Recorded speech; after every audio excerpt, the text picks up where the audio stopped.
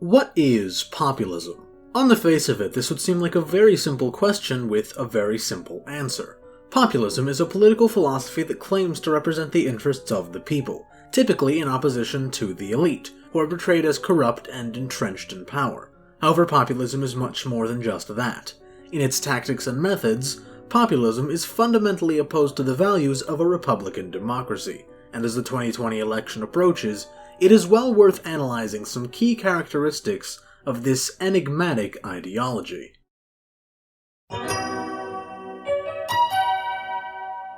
It is an oversimplification to define populism as mere anti-elitism.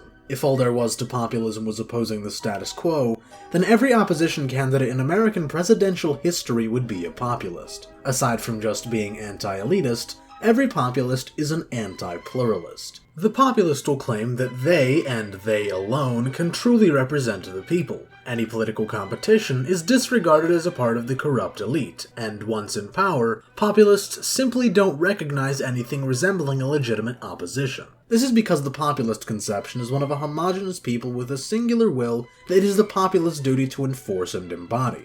Anyone who opposes them is not properly a part of the people.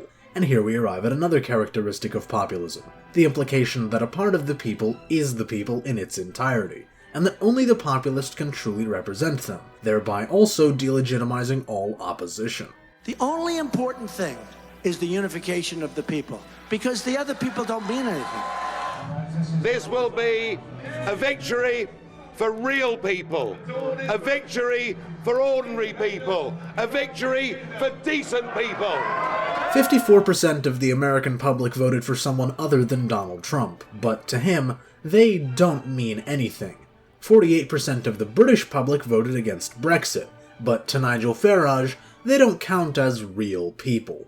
This, ultimately, is the populist mindset.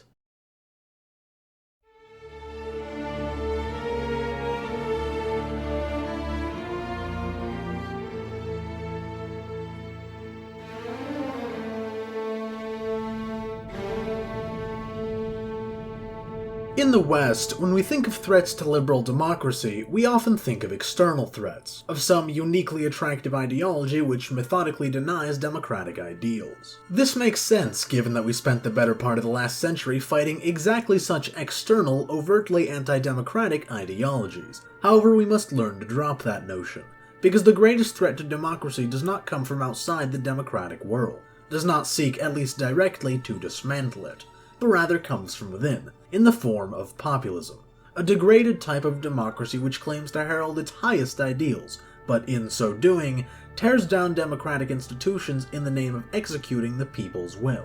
It seeks to remove all barriers between the populist leader and the people who he or she claims to represent. Speaking of,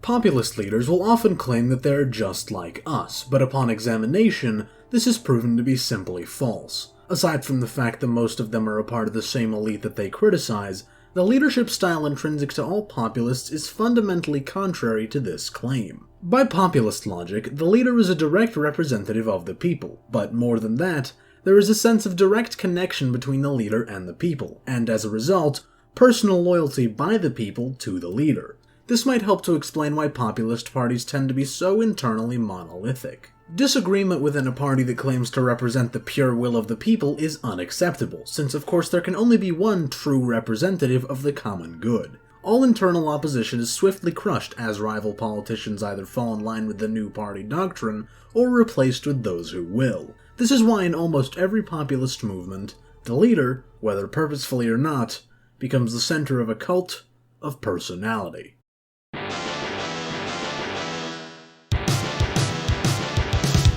The Trumpist movement, like most populist movements, is a cult of personality. Many tend to be skeptical of this claim because we tend to associate cults of personality with dictators like Stalin or Hitler, but in essence, A cult of personality is a public image shaped by constant media and self-exposure to create a larger-than-life patrimonialist figure who can do no serious wrong and guides the people to a better future. The members of such personality cults tend to be fiercely loyal to their leader and deflect any criticism as either sheeple who need to wake up to a reality that they're supposedly blind to, or as an attack by a corrupt media and political establishment that can't be trusted.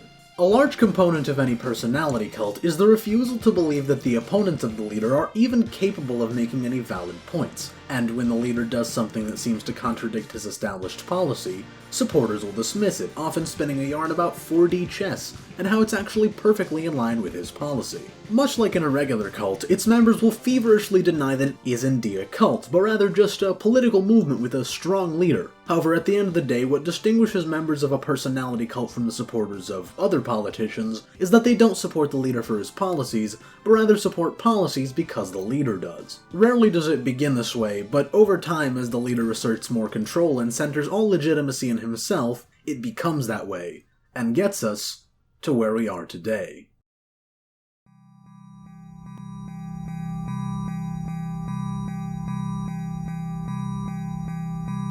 America is in the midst of the greatest political and economic crisis in half a century. Race riots, a worldwide pandemic, economic recession, and other such calamities. A leader is truly tested by crisis, and ours has thus far acted like a chicken with its head cut off. I could tirade about this for hours, but that's not what I'm here to do. I think I've made my point. The Trumpist movement is fundamentally opposed to the values of our republic, and it must be stopped. It is rapidly moving to dismantle American democracy as we know it. But there's a catch here. This is not a video telling you to vote for or support Joe Biden.